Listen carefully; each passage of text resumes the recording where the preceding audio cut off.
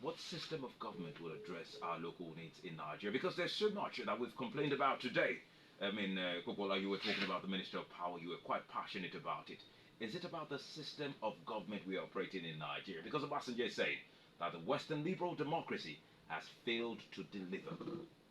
It's unfortunate that, of course, he's talking now.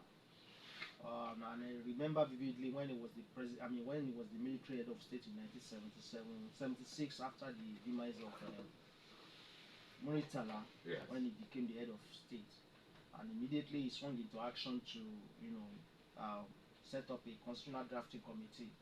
In the long run, presidential constitution was adopted for Nigeria. So he brought this mess into our system.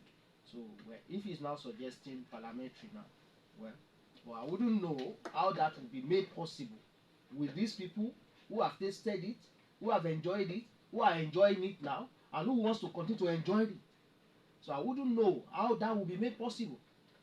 Do you think parliamentary system of government will address our local needs? Of course. In a way different from what we experienced? Because if you look at what happened in 1960 down to 65, that was what we were running.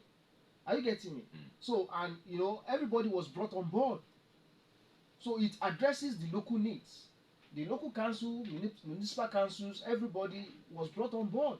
The PM down to the premier, are you getting me? They were the one dictating, not, I mean, you know, we don't have everything at the center. The regions were moving on. Everybody was moving on at its own pace. Ojasope. Well, yeah, let me just say that there is no system of governance that can bail us out if we don't first change our orientation in Nigeria. You know, because the presidential system of government, we are complaining now. There were complaints about the parliamentary system. That's why we changed to presidential.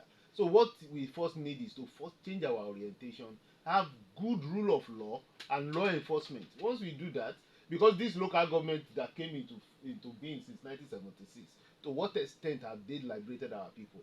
We are talking about the kind of governance that will help the downtrodden, that will help the people.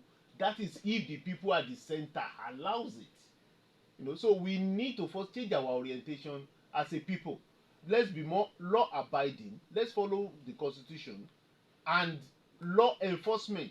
If we get those ones in place, things will be generally better for us, whether it is parliamentary or presidential. Let's say we could take one or two more reactions.